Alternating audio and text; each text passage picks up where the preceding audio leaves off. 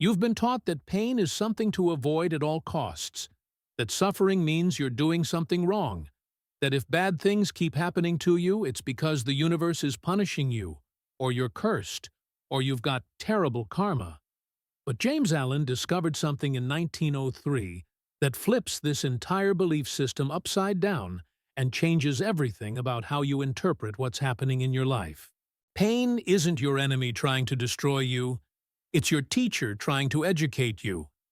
And the moment you understand that every single difficult experience you've ever had was actually a customized lesson designed specifically for your evolution, you stop being a victim and become a student, which completely transforms how you move through life. The people who suffer the most aren't the worst people being punished. They're often the souls being prepared for the greatest wisdom, the deepest compassion, and the highest service. Because you can't learn certain truths through pleasure and comfort. You can only learn them through the fire of adversity that burns away everything false and reveals what's real.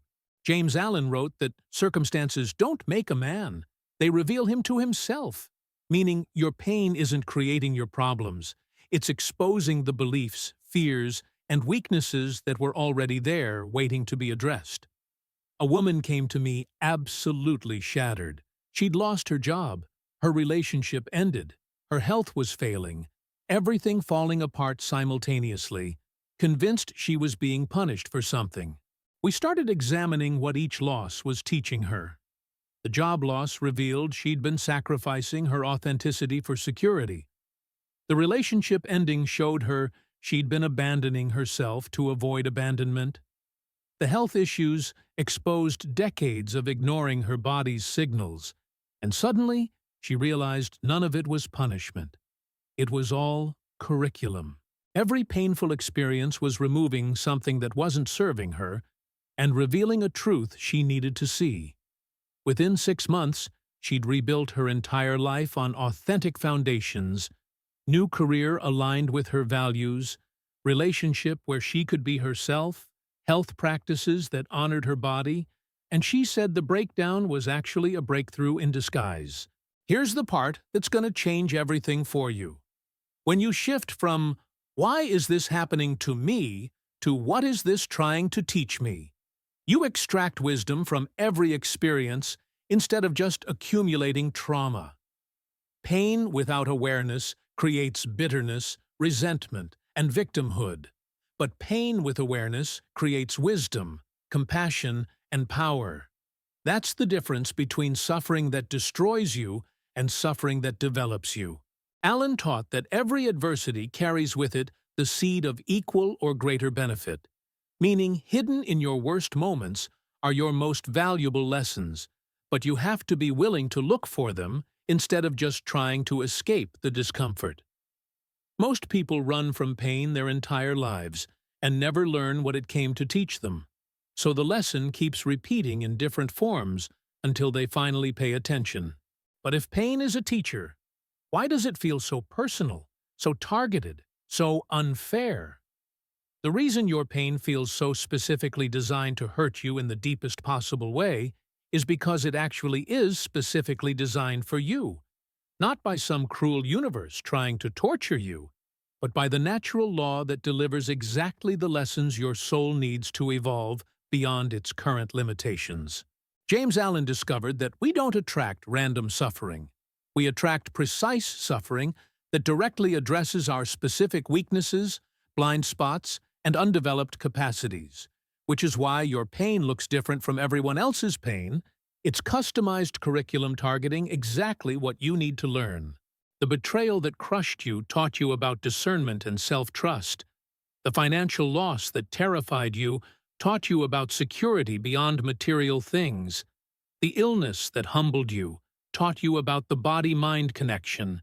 And if you're honest with yourself, you can trace how every major painful experience in your life taught you something you couldn't have learned any other way. Research from the University of Pennsylvania's Positive Psychology Center shows that post-traumatic growth is more common than post-traumatic stress, meaning more people emerge from adversity stronger, wiser, and more capable than emerge damaged, but only when they actively engage with the lesson instead of just enduring the pain. They studied thousands of people who experienced major life traumas and found 5 consistent areas of growth: greater appreciation for life, deeper relationships, increased personal strength, new possibilities opening up, and spiritual development. But the key factor determining whether someone grew or deteriorated wasn't the severity of the trauma. It was their willingness to ask what the experience was teaching them. A man lost everything in a business failure, bankruptcy, divorce, reputation destroyed, 2 years of absolute hell. But instead of just feeling sorry for himself, he kept a journal asking, "What is this teaching me about myself, about life, about what really matters?" And he documented dozens of insights about his attachment to external validation, his fear-based decision-making, his neglect of relationships for ambition, his misunderstanding of success. 10 years later, he'd rebuilt a life far more fulfilling than what he lost, based entirely on the wisdom extracted from that painful period, and he said he wouldn't trade those lessons for anything because they made him who he became. Here's what most people miss about the curriculum hidden in pain. The lesson isn't always obvious in the moment. Sometimes you have to survive the experience first, and then later. Sometimes years later, you suddenly realize what it was preparing you for. Allen wrote that trials are tests in disguise, meaning what feels like random suffering is actually your soul's education system evaluating whether you're ready for the next level of your journey. The woman who suffered through years of toxic relationships was being taught about boundaries and self-worth, preparation for eventually becoming a therapist, helping others escape similar patterns. The man who battled addiction for a decade was learning about the nature of suffering and liberation, preparation for teaching mindfulness and recovery to thousands. The person who experienced profound loss was developing the depth of compassion necessary for their future purpose, serving others in grief. Your worst moments aren't interruptions to your life's purpose. They're often the exact training required for that purpose. You just can't see it while you're in it. But if pain is customized education, why do some people seem to suffer way more than others? You've probably looked around and noticed that suffering isn't distributed equally. Some people seem to glide through life with minimal challenges, while others get absolutely pummeled with one disaster after another. And if you're in the second category, you've probably asked 1,000 times, why me? What did I do to deserve this level of difficulty? James Allen revealed something that's going to either liberate you or piss you off. The souls who suffer most aren't being punished more. They're being educated more, prepared for greater wisdom, deeper impact, and higher service than those who coast through life untested. Think about every great teacher, leader, healer, or guide who's ever genuinely helped you. I guarantee they didn't get their wisdom from reading books in a comfortable library. They got it from being dragged through the fire of real suffering and emerging with hard-won understanding that can only come from direct experience. The people who've helped humanity most, the ones who wrote the books that changed your life, built the organizations that serve millions, created the art that touches souls, pioneered the movements that liberated others, almost all of them have devastating origin stories full of pain that would have destroyed someone being prepared for a smaller mission. Allen taught that character cannot be developed in ease and quiet. Only through trial and suffering can the soul be strengthened, vision cleared, ambition inspired, and success achieved. Meaning, if you're getting hammered with challenges, you're being forged for something significant. A woman I worked with had survived childhood abuse, adult domestic violence, cancer, financial ruin, and the death of her child. More pain than most people experience in 3 lifetimes, and she kept asking why her, why so much. We looked at what she'd become through those experiences. She had a depth of compassion that could hold space for anyone's pain without judgment, wisdom about trauma, and healing that therapists with degrees couldn't match. resilience that inspired everyone around her, and a purpose that eventually led her to create a nonprofit serving thousands of women escaping violence. None of that capacity existed before the suffering. It was forged in the fire. And when she finally saw that her pain had qualified her for her purpose, that she literally couldn't do what she was born to do without having walked through hell first, everything shifted from, "Why did this happen to me?" to, "This happened for me, to prepare me." Here's the brutal truth about why some souls get harder lessons.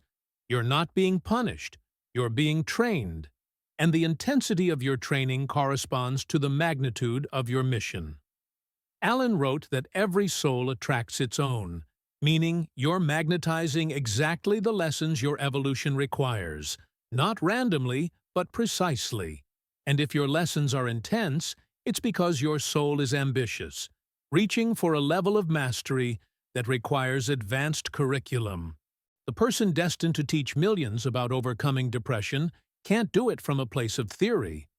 They have to walk through the valley themselves. The entrepreneur meant to build something that employs thousands has to experience failure, betrayal, and near destruction to develop the wisdom necessary for that level of leadership.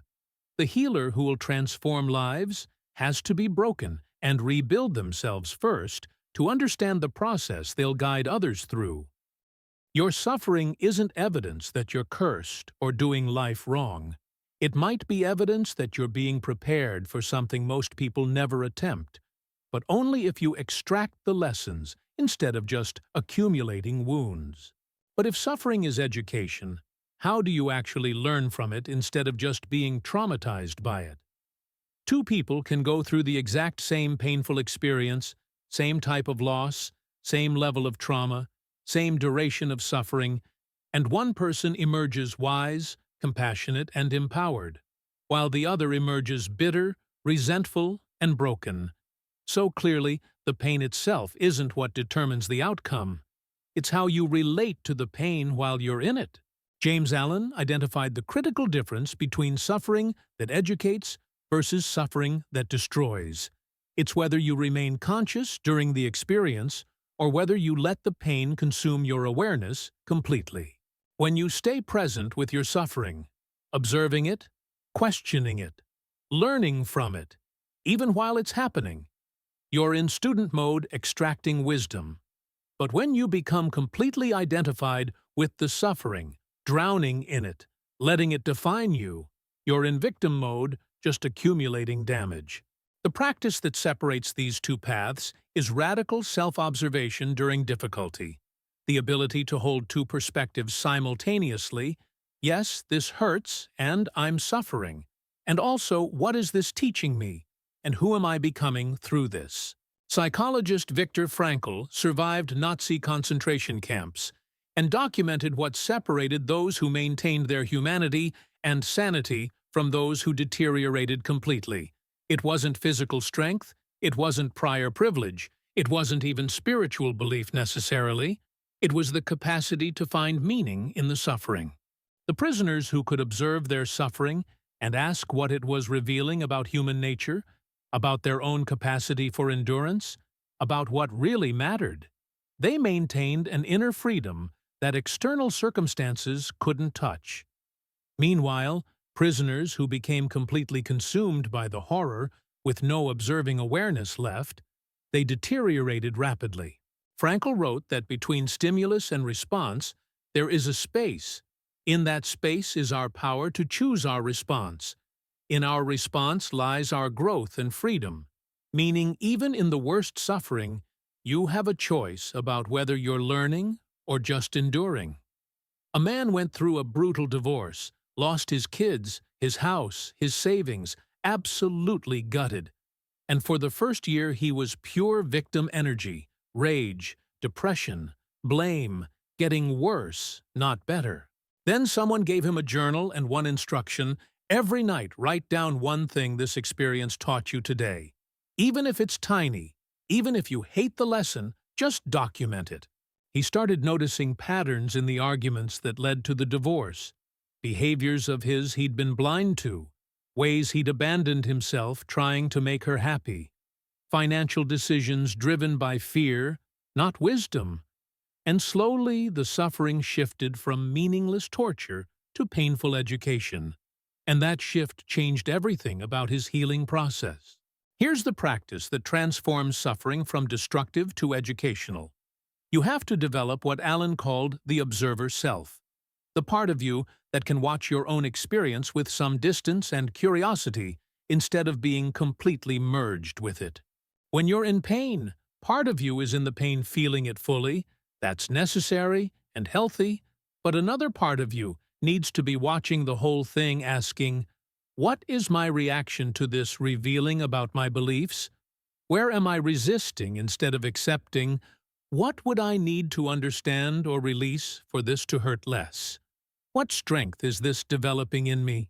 This isn't spiritual bypassing or pretending it doesn't hurt. It's conscious suffering versus unconscious suffering, and the difference is everything. Alan taught that unobserved suffering just creates more suffering in an endless loop, but observed suffering, questioned suffering, investigated suffering creates wisdom that eventually ends that type of suffering forever. The woman who consciously learned about her pattern of attracting unavailable men through the pain of another failed relationship, she doesn't have to keep repeating that lesson. It's done. Meanwhile, the woman who just felt the pain without investigating the pattern, she'll attract the same lesson in a different package until she finally pays attention. The pain is going to come either way, but you get to choose whether it's wasted pain that just damages you or invested pain that develops you. But even if you're learning from your suffering, how do you know when you've learned the lesson and can move on? The most frustrating thing about painful lessons is not knowing when they're over. You're suffering through something difficult, trying to learn from it, extracting wisdom, and then it just keeps going. Or it ends, but then comes back in a different form. And you're wondering, did I miss something? Am I not learning fast enough? How much more of this do I have to endure? James Allen taught that lessons repeat until they're fully learned. Meaning if the same type of pain keeps showing up in your life, different details but same core pattern, you haven't graduated yet, there's still something you're not seeing or integrating. The lesson about boundaries keeps coming back as different people violating your space until you finally learn to set and maintain firm boundaries.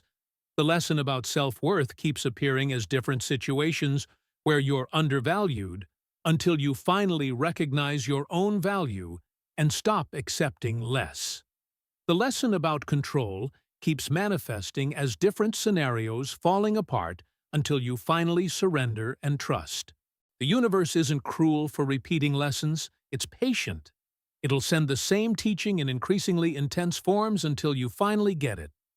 Research from Stanford on behavior change shows that insight alone isn't enough for transformation. People can have profound realizations about what needs to change, but still repeat the same patterns because insight hasn't translated into integrated embodied knowing yet.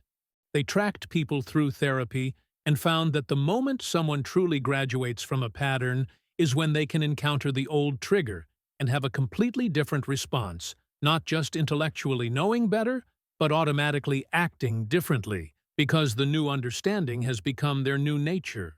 A woman kept attracting men who cheated on her. 3 relationships in a row. Same betrayal, different face. And she'd done the therapy.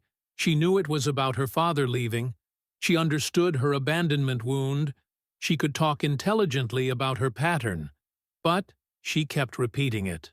Then one day she met a guy who exhibited the first red flag behavior that in the past she would have ignored or excused, and instead of her usual response she immediately felt it in her body. An absolute no, a boundary that wasn't even a decision, it was just automatic. She walked away without second-guessing or justifying or hoping he'd change. And that's when she knew she'd actually learned the lesson. 6 months later, she attracted someone completely different who treated her well, and she could receive it without sabotaging because the old pattern was truly complete. Here's how you know you've graduated from a painful lesson. The situation that used to trigger you now leaves you neutral or even compassionate. The person type that used to hook you now seems obviously wrong for you. The opportunity that used to tempt you despite red flags now doesn't even register as tempting. You've developed what Alan called spiritual discernment through suffering. When you're still in the learning phase, you have to consciously remind yourself of the lesson, talk yourself out of old patterns, force yourself to choose differently. But when you've graduated, the new response is automatic, effortless, integrated. You don't have to think about it, because you've become it. The lesson about money scarcity is complete when abundance thinking is your default, not something you have to practice. The lesson about romantic rejection is done when you genuinely know your worth isn't determined by whether someone chooses you. The lesson about control is finished when surrender feels more natural than gripping. Alan wrote that when the lesson is truly learned, the teacher disappears, meaning that type of pain literally stops showing up in your life because there's nothing left for it to teach you. You've extracted and integrated the wisdom fully. But if some lessons take years or even decades to learn, how do you maintain hope and sanity during the long, painful education?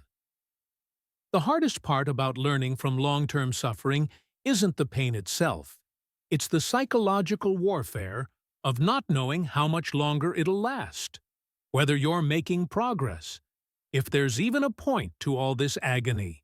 And those thoughts can break you faster than the actual circumstances ever could. James Allen addressed this directly, teaching that the mental torture we add to our suffering through resistance, resentment, and the story we tell about it is often worse than the suffering itself, meaning you're dealing with two layers of pain, the actual difficult circumstance and your relationship to that circumstance, and you only have control over the second one. A cancer patient suffers from the disease and the treatment. That's layer one, and it's real and terrible. But then there's layer two, the mental narrative, why me? This isn't fair. I can't handle this. My life is over. I'm being punished. And that layer of suffering is often what pushes people into despair more than the physical reality. Alan discovered that you can't always control what's happening to you, but you can always control what you're thinking about what's happening to you. And that's where your power lives during inescapable suffering. Neuroscientist Andrew Huberman's research on stress and resilience shows that the human nervous system can actually handle extraordinary amounts of pain and difficulty if the mind interprets it as temporary, meaningful, and within your capacity to endure. But the same nervous system collapses under moderate stress if the mind interprets it as permanent, meaningless, and beyond your ability to cope. His studies found that people who reframe suffering as temporary, even when they don't know when it'll end, meaningful even when they can't see the lesson yet, and survivable even when it feels unbearable, they maintain psychological resilience that people who catastrophize the same suffering don't have. A man went through 5 years of unemployment, financial devastation, couldn't find work anywhere despite hundreds of applications. Watching his savings evaporate, relationships strain, self-worth crumble, and the first 3 years he spent in victim story. This is permanent. I'll never recover. The economy destroyed me. Life is punishing me for something. Then he shifted one thing. Every morning he'd write, "This is temporary, even though I don't know when it ends. This is teaching me something, even though I can't see it clearly yet. I can survive one more day, even though it's hard." And that mental shift didn't change his external circumstances immediately, but it changed his internal experience completely. He stopped collapsing into despair and started navigating the difficulty with some dignity and presence. Here's the practice that keeps you sane during prolonged painful lessons. You have to ruthlessly manage your mind's narrative about what's happening. And the most powerful reframe Alan taught is this: I'm not being punished. I'm being prepared. I'm not being destroyed. I'm being developed. I'm not suffering randomly. I'm being educated specifically. Every single day during your difficult period, you wake up and consciously choose that interpretation instead of the victim interpretation. Not because it feels true, not because you can prove it yet, but because it's the only interpretation that allows you to extract value from the experience instead of just being crushed by it. The woman going through a brutal divorce told herself every morning for 2 years, "This is preparing me to help other women through divorce," even though she had no plan to do that, no training, no idea how.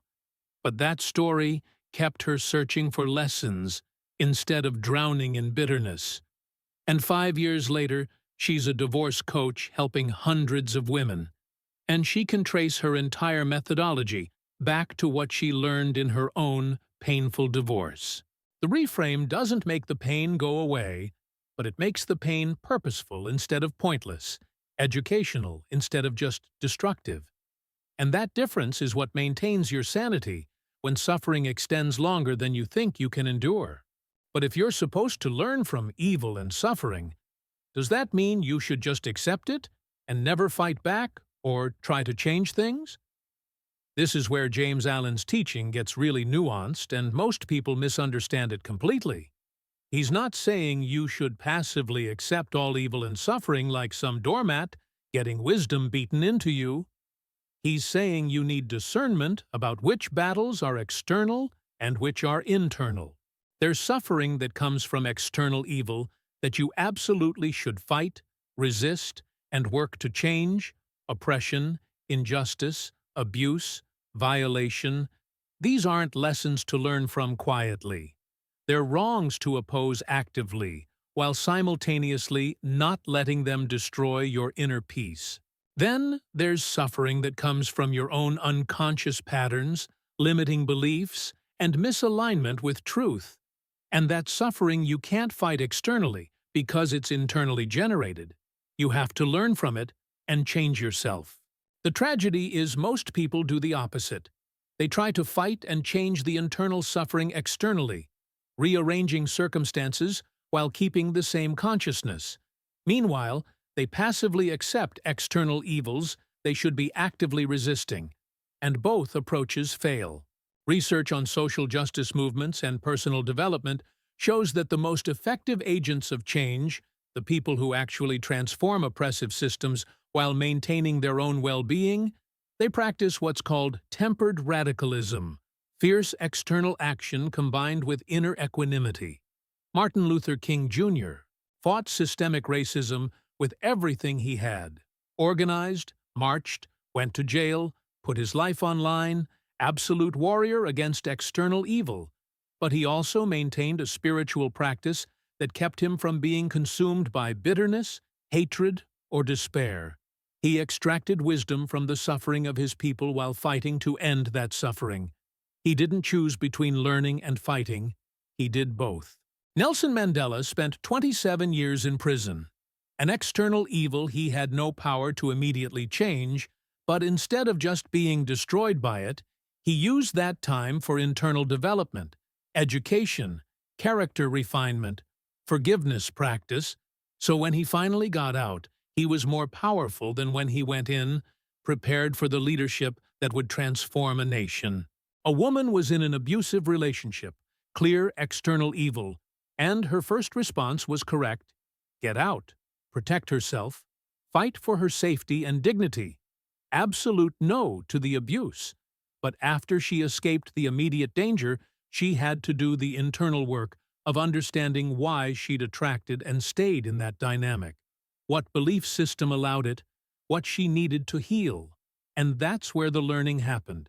Not in accepting the abuse, but in understanding her part in the pattern after. Removing herself from harm. Here's the discernment practice Allen taught.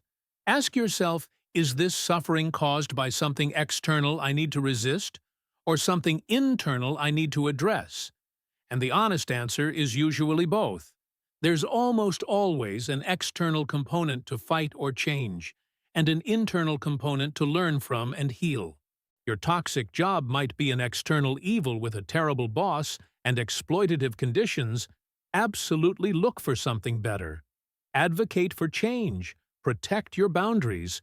But it's also revealing something internal about your relationship to money, security, self-worth, speaking up. And if you don't address that internal piece, you'll either recreate the same dynamic in the next job or stay stuck in situations that aren't serving you. Your health crisis might be partially caused by external factors like environmental toxins or genetic predisposition. Definitely get medical help, fight for your physical well-being, do everything possible to heal, but it's also often connected to internal factors like stress patterns, emotional suppression, lifestyle choices, belief systems about your body, and addressing those internal factors is part of the complete healing. Allen wrote that every outer defeat is an inner victory if you learn from it, meaning even when you lose the external battle. If you win the internal battle by extracting the lesson and evolving your consciousness, you haven't really lost.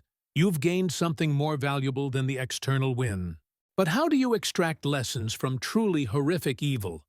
The kind of suffering that seems to have no redemptive purpose whatsoever. There's a level of evil and suffering that feels completely unredeemable: genocide, child abuse, torture, senseless violence, tragedies so dark that suggesting they contain lessons feels offensive and wrong. And James Allen doesn't pretend otherwise. He acknowledges there's evil in this world that's simply evil, not karmic justice, not cosmic education, just the terrible reality of free will being used destructively. But here's where his teaching becomes profound. Even when the evil itself has no justification or redemptive quality, your response to that evil, how you metabolize it, what you become through surviving it, that's where choice and meaning can emerge from meaninglessness. You didn't choose the evil that happened to you, but you do choose whether it defines you as a victim forever or refines you into someone with depth, strength, and purpose that wouldn't exist without having walked through that darkness. Psychiatrist Edith Eger survived Auschwitz, lost her parents in the gas chambers, endured unimaginable horror, and she spent decades wrestling with whether there was any meaning to be found in such absolute evil. Her conclusion wasn't that the Holocaust had a purpose or taught some cosmic lesson. It was pure evil. But her survival of it, and what she became through processing that trauma, she found purpose there. She became a therapist who could help people heal from their own traumas, wrote books that freed people from their mental prisons, taught forgiveness not because the perpetrators deserved it, but because she deserved freedom from hatred. The evil itself taught nothing. It was just evil. But her journey through and beyond that evil created wisdom that's now healing thousands of people. Meaning was created from meaninglessness, not because the evil was meaningful, but because she refused to let evil have the final word about who she'd become. A man was molested as a child, absolute betrayal and violation. Nothing about that experience was okay, or had a lesson, or happened for a reason. It was just a sick person doing sick things to an innocent child. But 30 years later, after extensive therapy and healing work, he chose to become an advocate for survivors, speaking publicly, changing laws, creating safe spaces for healing. And he said the abuse didn't make him who he is. His response to the abuse made him who he is, his choice to transform poison into medicine. Here's the brutal truth Allen taught about unredeemable evil. You can't always find meaning in what happened, but you can always create meaning from what you do with what happened. The rape wasn't meaningful, it was violation. But the rape survivor who becomes a counselor helping other survivors creates meaning. The drunk driver killing your family member wasn't a lesson, it was senseless tragedy. But your advocacy for drunk driving prevention laws creates meaning. The childhood neglect wasn't character building, it was damage. But your decision to break the generational cycle and give your own children what you never got creates meaning. Allen wrote that you cannot change yesterday, but you can choose what yesterday means for tomorrow, meaning the past is fixed. The trauma happened. The evil occurred. You can't rewrite that. But the story you tell about what that past means, how it shaped you, what you'll do because of it, that's completely open. That's where your power lives. You're not finding a silver lining in evil. You're creating gold from lead through the alchemy of your consciousness. And that's not the same thing as saying the evil was good, or necessary, or part of some plan. It's saying you refuse to let evil win by letting it destroy you permanently. But if we're supposed to extract wisdom from suffering, why does God or the universe or whatever you believe in allow so much evil and pain in the first place? Every person who's ever suffered intensely has asked why a loving God or a benevolent universe would allow such pain. And James Allen's answer is probably not what you want to hear, but it's the only one that actually makes sense when you think it through completely. Evil and suffering exist because we live in a reality governed by law, not by favoritism. The same laws that make growth, freedom, and evolution possible also make pain, mistakes, and evil possible. You can't have one without the other. If the universe intervened every time someone was about to suffer or make a mistake, or use their free will destructively, we'd be puppets, not conscious beings. We'd live in a padded playpen, not a real world where our choices matter. And the growth, wisdom, and character we're here to develop would be impossible because those qualities can only be forged through facing real challenges with real consequences. Theologian C.S. Lewis addressed this in The Problem of Pain, arguing that a universe where suffering was impossible would be a universe where love was impossible, where courage was impossible, where compassion was impossible, where growth was impossible, because all of these require the real possibility of their opposites. You can't be brave if there's nothing to fear. You can't be compassionate if there's no suffering to respond to. You can't develop character if there are no difficult choices with real stakes. You can't love freely if you're programmed to love, and you can't learn wisdom if you're protected from all consequences of ignorance. God or the universe or consciousness, whatever you want to call the intelligence running this show, it created a reality where we're genuinely free, which means we're free to suffer, free to cause suffering, free to learn or not learn, free to evolve or stagnate, and that freedom is both the source of all evil and the source of all meaning. A parent watching their child learn to walk has to let them fall. It's painful to watch. Every instinct says, catch them before they hit the ground. But if you always catch them, they never learn to walk. The small controlled suffering of falling is necessary for the development of the skill, and the parent's love is expressed not by preventing all pain, but by providing a safe enough environment for growth to happen through manageable challenges. Here's what Allen taught about why evil exists. This world is a school, not a paradise. We're here to develop spiritually, and that development requires contrast, challenge, and consequence. The universe doesn't prevent suffering because suffering is often the catalyst for awakening. The cancer diagnosis that makes you finally appreciate life. The financial loss that teaches you about true security. The betrayal that develops your discernment. The failure that builds your resilience. If none of these things could happen, you'd never develop the qualities they forge. This doesn't mean all suffering is good or purposeful. It means we live in a system that allows suffering as a possibility because it's the only system that also allows growth. And your job isn't to understand why your specific suffering happened. Your job is to extract maximum wisdom from it since it did happen. Allen wrote that difficulties are meant to rouse, not discourage. The human spirit is to grow strong by conflict, meaning the universe isn't trying to make you comfortable. It's trying to make you conscious. And unfortunately, comfort rarely creates consciousness, while discomfort often does. You can be angry about this design. You can wish reality worked differently. You can rage about the unfairness of a system that allows so much pain, and all of that is valid. But at some point, you have to decide whether you're going to work with how reality actually operates or keep fighting for how you think it should operate while your actual life passes by. But if suffering is supposed to make us wise and compassionate, why do some people who suffer become cruel and bitter instead? You've seen this pattern. Two people experience similar trauma. One becomes a healer who helps others through that pain, while the other becomes an abuser who inflicts their pain on everyone around them. One becomes wise and compassionate, while the other becomes bitter and cruel. So clearly, suffering itself doesn't determine the outcome. There's another factor at play. James Allen identified that factor as the consciousness you bring to your suffering.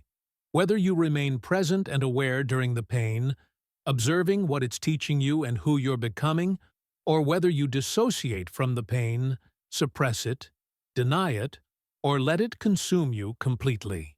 The person who stays conscious during suffering asks, "What is this showing me about myself, about life, about humanity? What strength is this developing? What compassion is this deepening? What wisdom is this revealing?" And they emerge transformed by the experience. Meanwhile, the person who goes unconscious during suffering, numbing out, blaming others, hardening their heart as protection. They emerge traumatized and often become traumatizers themselves. Bessel van der Kolk's research on trauma processing shows that the single biggest factor determining whether someone develops post-traumatic growth or post-traumatic stress disorder isn't the severity of the trauma. It's whether they're able to process, integrate, and make meaning from the experience, or whether it gets trapped in their system as unmetabolized pain. He studied thousands of trauma survivors and found that those who had the opportunity to talk about, feel through, and extract meaning from their traumatic experiences, they showed remarkable resilience and growth, developing empathy, purpose, and wisdom that people who'd never suffered didn't have. But survivors who suppressed, avoided, or dissociated from their trauma.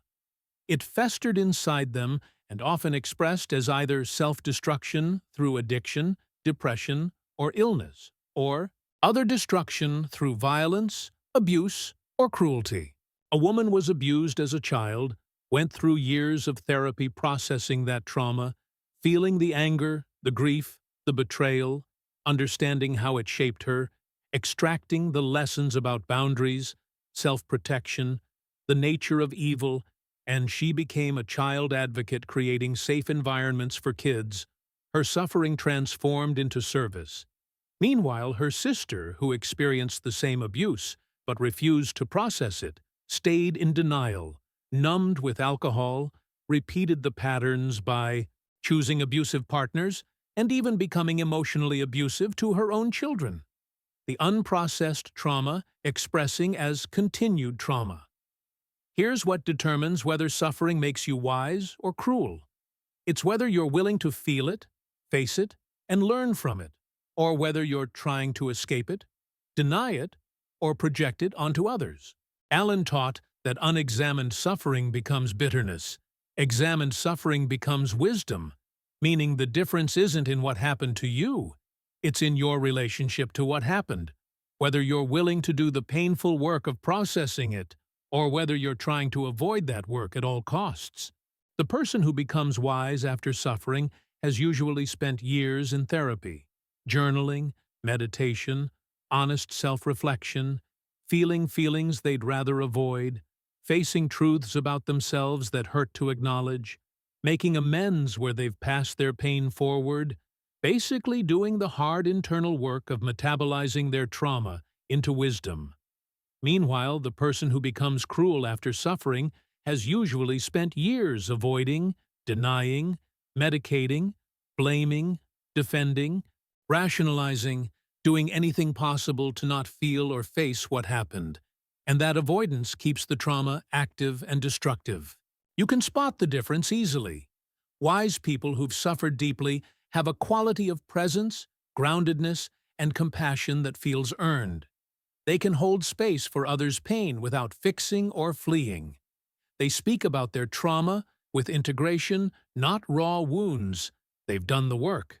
Meanwhile, cruel people who've suffered tend to be reactive, defended, projecting, still actively wounded, and wounding others from that unhealed place.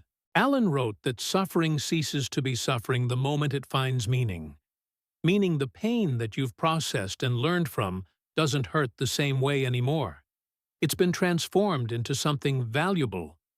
But the pain you're still running from will keep controlling you until you finally turn around and face it.